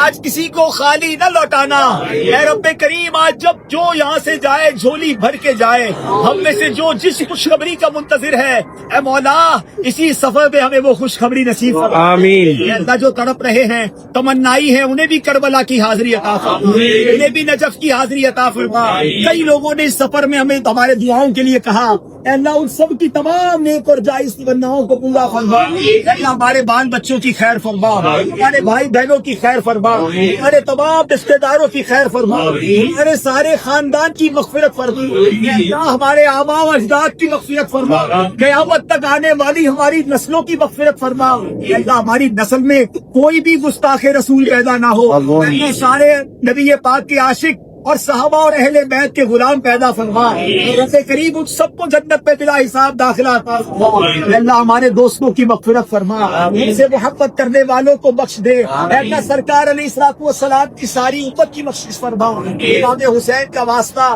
مسلمان دنیا میں جہاں جہاں پریشان ہیں ان کی غیب سے مدد فرما، اے اللہ غزہ کے مسلمانوں کی تکلیف دیکھی نہیں جاتی، اے اللہ ان مظلوموں کو جس ظلم کا سامنا ہے اے اللہ غیب سے غزہ اور فلسطین کے مسلمانوں کی مدد فرما، اے بدر کے میدان میں فرشتوں کی فوج کے ذریعے مدد کرنے والے ہمارے فلسطین کے مسلمانوں کی مدد فرما، اے اللہ کشمیر کے مسلمانوں کی مدد فرما، اے اللہ اور دنیا میں جہاں جہاں مسلمان پریشان ہیں اے اللہ ان کی غیب سے مدد فرما، عالم اسلام کا بول بالا فرما، بنان اسلام کا منہ کالا فرما، ہمارے وطن عزیز پاکستان کی خیر فرما، اے اللہ اے کریم مولا ہماری دنیا بھی اچھی کر دے، ہماری آخرت بھی اچھی کر دے، اے اللہ ہمیں مانگنا نہیں آتا، کیسے دربار میں آ کر کیسے مانگا جائے ہمیں نہیں آتا، اے اللہ مگر یہ معلوم ہے تجھے دینا آتا ہے، اے اللہ ہم جو مانگ سکے وہ بھی عطا کر دے، جو نہ مانگ سکے ہمارے حق میں بہتر ہو وہ بھی عطا فرما،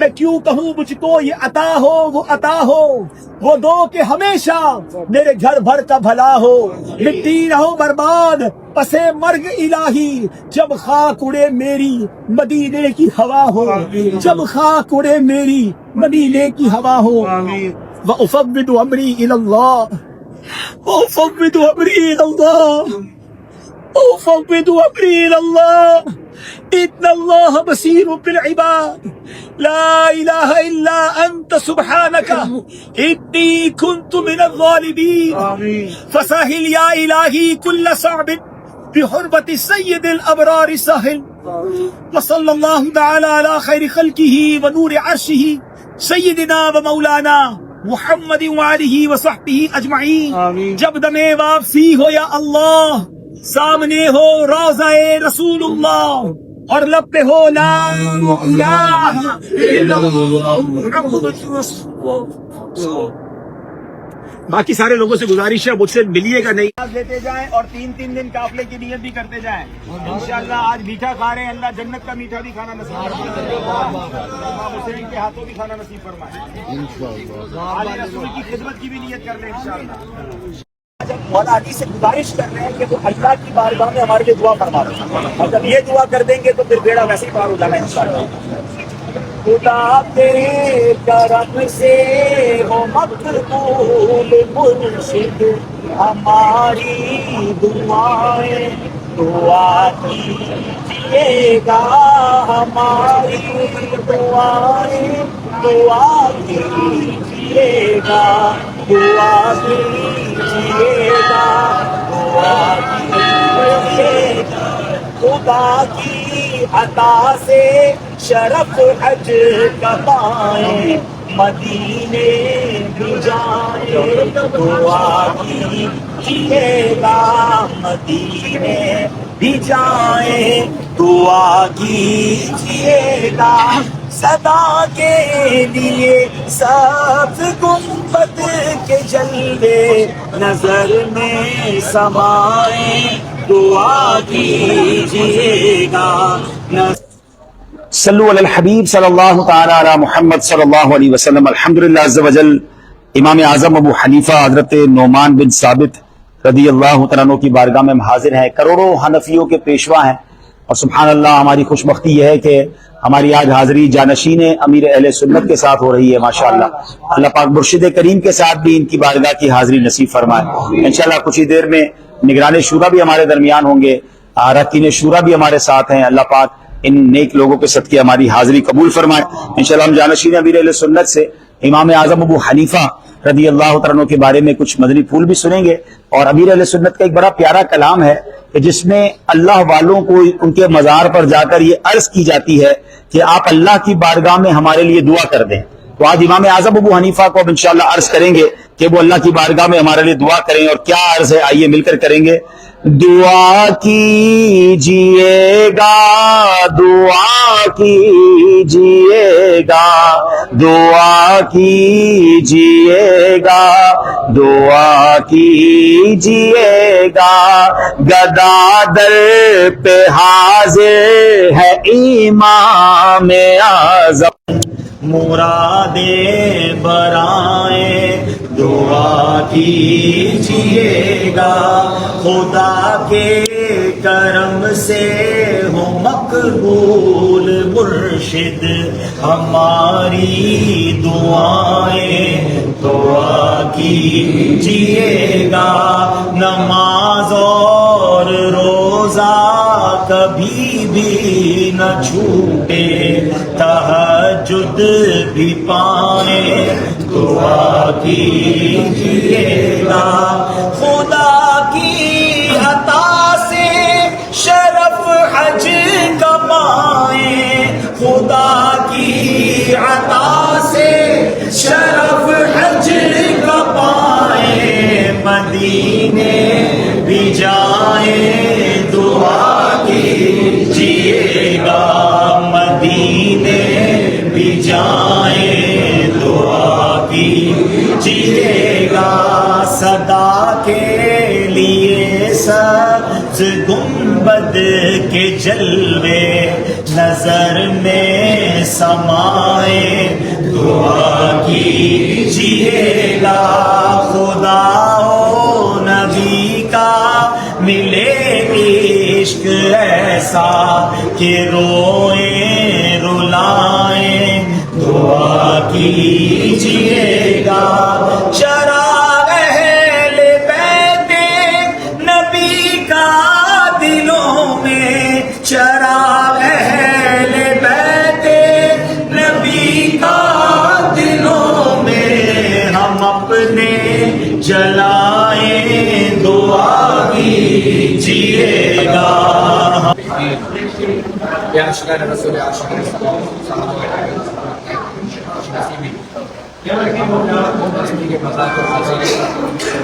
جن کے کروڑوں لوگ چاہنے والے ہیں کروڑوں ان کے ماننے والے ہیں یعنی ہمارے امام اعظم ابو حنیفہ رحمۃ اللہ آئیے ان کے ہمارے سے کچھ سنتے ہیں.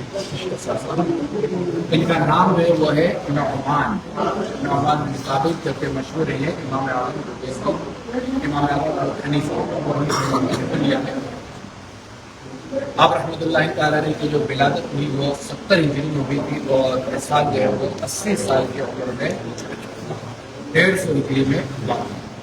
اور آپ رحمۃ اللہ تعالیٰ علیہ کے بارے میں آتا ہے سید اعلیٰ حضرت امام اہل سنت رحمۃ اللہ تعالیٰ علیہ فرماتے ہیں کہ امام ابو یوسف رحمۃ اللہ تعالیٰ علیہ فرمایا کرتے تھے کہ جو مسائل امام اعظم ابو حنیفہ رحمۃ اللہ تعالیٰ کے مجلس میں حل نہیں ہوئے وہ تا قیامت حل نہیں ہوئے. یعنی دیکھیں گے کہ علم کا سادہ سے زیادہ یعنی کسی عالم کے کسی تصوف کے لیے کہ جو مسائل ان کی مجلس میں حل نہیں ہوئے تو اب وہ قیامت تک حل نہیں ہوں گے. یعنی فرمانے والے امام ابو یوسف رحمۃ اللہ تعالیٰ علیہ اور یہ روایت کرنے والے سید اعلیٰ حضرت رحمۃ اللہ تعالیٰ علیہ تک کی بات پہنچے. اور آپ رحمۃ اللہ تعالیٰ نے جو وہ تابعی بھی ہیں جیسے 4 امام مشہور ہیں امام ابو حنیفہ امام حنبل امام شافعی چاروں حق ہیں اور ان سب کے جو وہ امام اعظم کرتے ہیں ہم کے نسل ہے سب سے زیادہ مخالفین میں چاروں اہل حق ہیں. ہمارا آپس میں کوئی اختلاف نہیں ہوتا جو ہمارے خبر سے نہیں ہوتا ورنہ عقیدے کے اعتبار سے ہمارا کوئی اختلاف نہیں ہے نہ کہ حنبلی شافعی مالکی حنفی ہمارا عقیدے میں کوئی اختلاف نہیں ہے. امام اعظم رحمۃ اللہ تعالیٰ نے یہ واحد امام کے تابعی بھی ہے اور آپ نے چند صحابہ کرام علیہ سے اللہ کے فتویٰ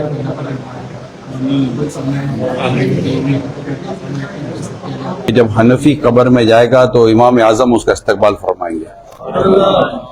یعنی امام اعظم کی برکتیں اسے نصیب ہوں گی انشاءاللہ.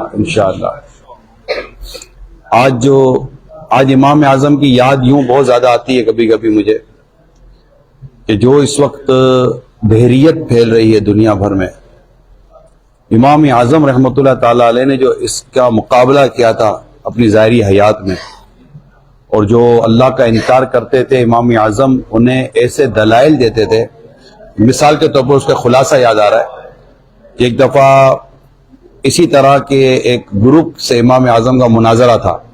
وہ خدا کو نہیں مانتے تھے کہ خدا ہے ہی نہیں، دنیا خود بخود وجود میں آ گئی. تو امام اعظم رحمۃ اللہ تعالی علیہ جب مناظرے کے لیے تشریف لے گئے تو آپ تاخیر سے پہنچے قصدن. تو انہوں نے کہا کہ حضور یہ تاخیر کی کوئی وجہ؟ تو امام اعظم نے فرمایا میں آ رہا تھا تو بڑا عجیب منظر دیکھا کہ کشتی جو تھی وہ پانی میں تیرتی آ رہی تھی اور وہ اچانک ٹوٹ گئی. جب یہ ٹوٹ گئی تو پھر میں دیکھ رہا ہوں کہ اس کی جو لکڑیاں تھیں ایک دوسرے کے ساتھ خود بخود جڑنے لگی اور یہ کشتی دوبارہ خود بخود بن گئی. تو انہوں نے تھوڑا شور مچا دیا، امام صاحب کیا مذاق کر رہے ہیں، کشتی خود بخود کیسے بن جائے گی، یہ تو کوئی بنانے والا نہیں ہوگا. تو امام اعظم نے فرمایا کہ بات پوری ہو گئی، جب کشتی خود نہیں بن سکتی تھی اتنی بڑی کائنات خود کیسے بن گئی. یہ امام اعظم کا انداز تھا. ایک دفعہ قراءت خلف الامام، یعنی امام کے پیچھے جب ہم نماز پڑھتے ہیں احناف تو قراءت امام کی قراءت ہماری قراءت ہوتی ہے. تو اس پر کسی سے امام اعظم علیہ رحمہ کا مناظرہ تھا. تو مناظرے میں چند جو لوگ تھے جنہوں نے امام اعظم سے اس معاملے میں بحث کرنی تھی، تو امام اعظم نے فرمایا کہ میں تم سب سے کیسے بات کروں گا، کسی ایک کو تم اپنا امام بنا دو اور اس کو اس اختیار دے دو کہ اس کی بات تمہاری بات ہوگی، اس کی جیت تمہاری جیت ہوگی، اس کی ہار تمہاری ہار ہوگی. کہ ٹھیک ہے ہم نے اس کو ہمارا امام بنا دیا، یعنی یہ ہمارے طرف سے ہمارے بڑے ہیں. تو امام اعظم نے فرمایا کہ اس کی بات تمہاری بات ہوگی، ہاں. اور اس کی جیت تمہاری جیت ہوگی، اس کی ہار تمہاری ہار ہوگی. جی بالکل یہی بولا. پھر مناظرہ ختم ہو گیا. ہم بھی یہی کہتے ہیں کہ ہم ایک کو امام بنا دیتے، اس کی قراءت ہماری قراءت ہوتی ہے. قراءت خلف الامام کا مسئلہ امام اعظم نے انہیں اس طرح حل کر کے، امام اعظم رحمۃ اللہ تعالی علیہ کے بارے میں پڑھا تھا میں نے، 70 سال کم و بیش آپ کی عمر مبارک رہی. یہ بات ان کی عقل کے بیان میں ہے کہ امام اعظم بڑے عقل مند تھے. آپ نے 2 واقعہ سنے، ان کی عقل کا پتہ چل گیا ہوگا. تو ان کی عقل پر یہ بیان میں نے پڑھا تھا کہ امام اعظم اتنے عقل مند تھے کہ امام اعظم علیہ رحمہ نے اپنی کوئی ایسی عادت نہ رکھی تھی جس سے نیکی برباد ہوتی ہو.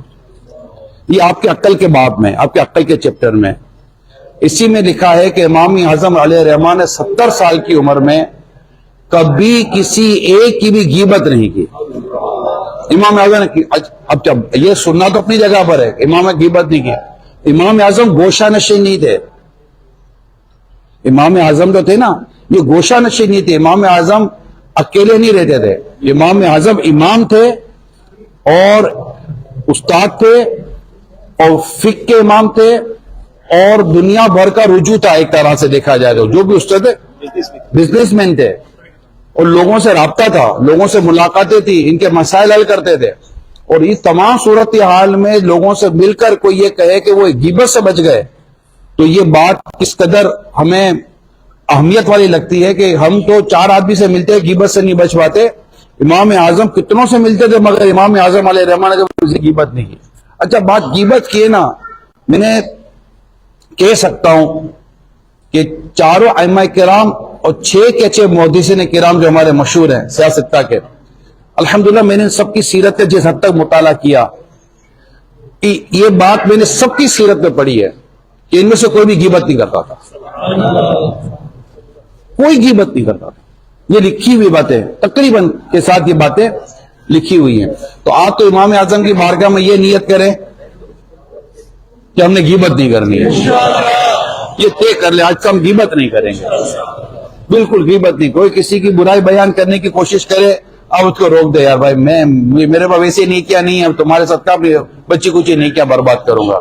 ٹھیک ہے. تو آج کے بعد غیبت.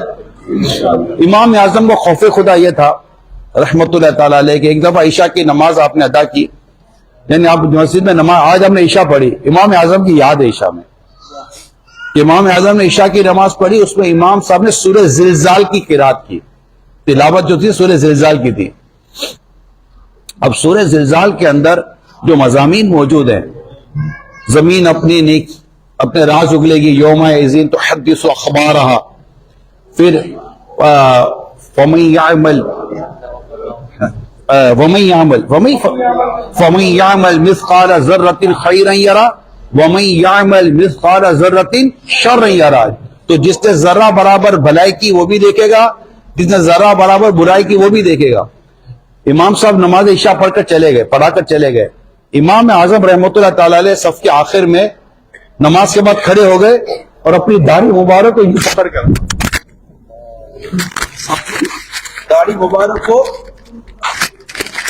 اپنی داڑھی مبارک کو یہ پکڑ کے رکھا, اور رات بھر اپنے رب سے یہ دعا کرتے رہے, مولا اپنے بندے نعمان سے قیامت کے دن حساب نہ لیجیے, اپنے بندے نعمان سے قیامت کے دن حساب نہ لیجیے. آپ رات بھر اپنے رب کے حضور یہ دعا کرتے رہے. کہ یہ بڑی یہ صورت اتنی ایمان افروز اور اتنی قیامت کی یاد دلانے والی اور توبہ کی طرف بلانے والی ہے. اتنے میں فجر کا وقت ہو گیا تو جو شخص آئے تو انہوں نے دیکھا کہ امام صاحب پوری رات اللہ کے حضور کھڑے ہو کر صرف یہ دعائیں کرتے رہے, اور فجر کا وقت ہو گیا.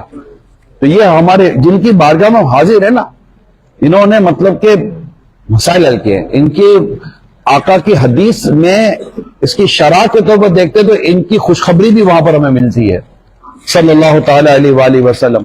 تو یہ بہت بڑی بارگاہ میں ہم حاضر ہیں, بہت بڑی بارگاہ. یعنی کہ امام مالک رحمۃ اللہ تعالی فرماتے ہیں کہ امام ابو حنیفہ اور امام مالک کی ملاقات ہوئی ہے, دونوں میں کسی مسئلے پر گفتگو ہوئی ہے. امام مالک سے کسی نے پوچھا کہ امام اعظم کو کیسا پایا, تو فرماتے ہیں کہ اگر امام ابو حنیفہ اس ستون کو سونے کا کہہ دے تو اس کو سونے کا ثابت کر کے بتائیں گے. اور امام شافعی علیہ رحمہ کا عالم یہ تھا کہ جب ان سے کوئی مسئلہ حل نہ ہوتا تو امام اعظم کی مزار پر آتے, 2 رکعت امام اعظم کے طریقے پر پڑھتے, ان کے وسیلے سے دعا کرتے, اللہ پاک ان کا مسئلہ حل فرما دیتا تھا. تو آج ہم وہاں حاضر ہیں جہاں مسائل حل ہوتے ہیں. ہماری زندگی میں بہت مسائل ہیں, منتشر ہیں خیالات کی وادیاں. تو ہماری زندگی میں بہت مسائل ہیں. آپ میں سے کوئی گھر کا مسئلہ لے کر آیا ہوگا, گناہوں کی عادت کا مسئلہ لے کر آیا ہوگا, کوئی کون سا مسئلہ لے کر آیا ہوگا, کسی کو کون سی حاجت, کسی کو کون سی تمنا. تو یہ وہ ہیں جنہوں نے بارگاہ رسالت میں حاضری دی تو نبی پاک صلی اللہ علیہ وسلم نے امام المسلمین کے فرمایا تھا. یہ وہ بارگاہ ہے, نہیں سمجھ رہے نا, یہ وہ بارگاہ ہے. ہم ان کی بارگاہ میں حاضر ہیں جن کے مقلد داتا گنج علی حجویری ہیں رحمت اللہ. یہ جی امام اعظم کے مقلد تھے, وہ حنفی تھے, داتا گنج علی حجویری رحمت اللہ تعالی علیہ. اور داتا گنج علی حجویری علیہ رحمٰ نے اس طرح خواب دیکھا تھا کہ سرکار دو جہاں صلی اللہ علیہ وآلہ وسلم نے امام اعظم کو اپنے ہاتھوں میں اٹھایا ہوا ہے اور چل رہے ہیں. تو داتا صاحب کا اس طرح کا ارشاد ملتا ہے کہ کسی کو اگر ساتھ چلاؤ تو ممکن ہے کہ وہ ٹھوکر کھا لے, کوئی پیچھے چلے تو ممکن ہے کہ اس کا قدم اس کے مطابق اس کا قدم رہے یا نہ رہے, مگر جسے سرکار اٹھا کر چلائے نا تو وہ نہ ادھر ہوگا نہ ادھر ہوگا, سرکار کے راستے پر ہی چلے گا وہ. تو آج ہم کس کی بارگاہ میں ہیں؟ امام اعظم کی بارگاہ میں. یہ مطلب ہم بہت خوش نصیب ہیں کہ اللہ پاک نے ہمیں ان کا مقلد بنایا, ہمیں ان کا غلام بنایا ہے.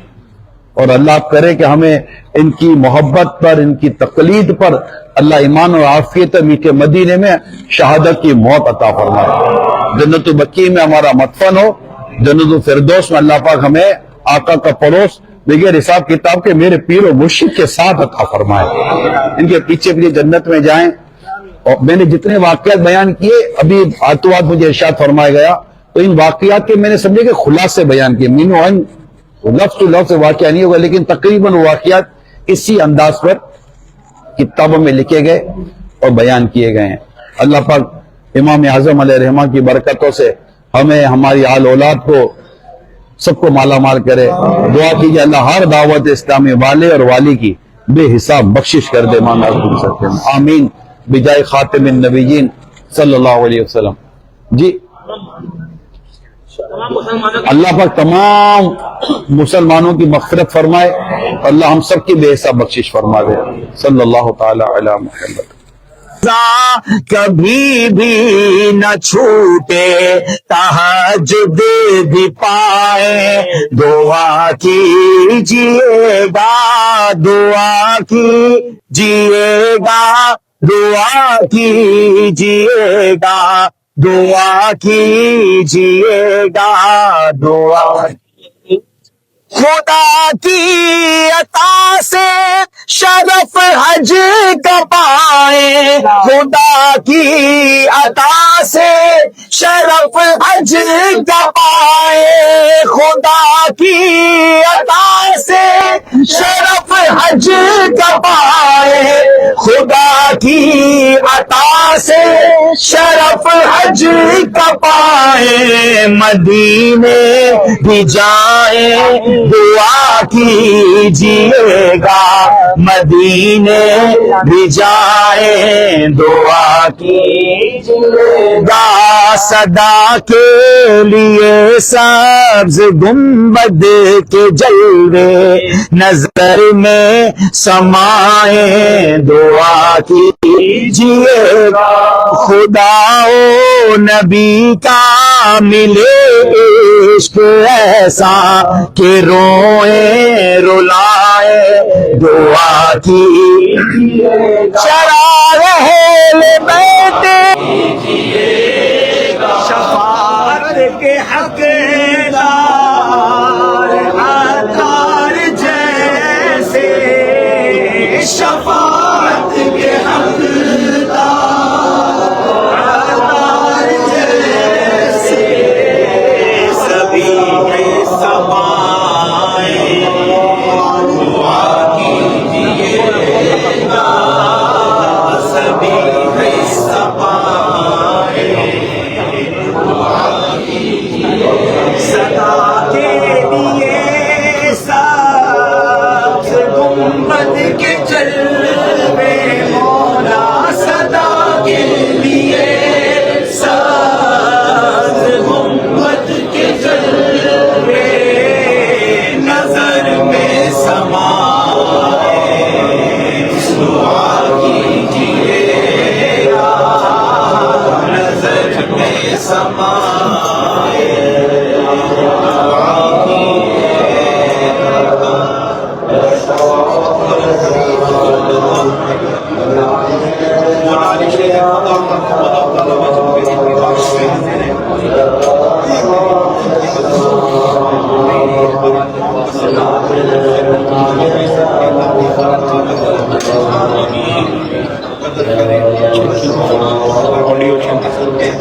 ऑडियो चेक करो अजय साहब.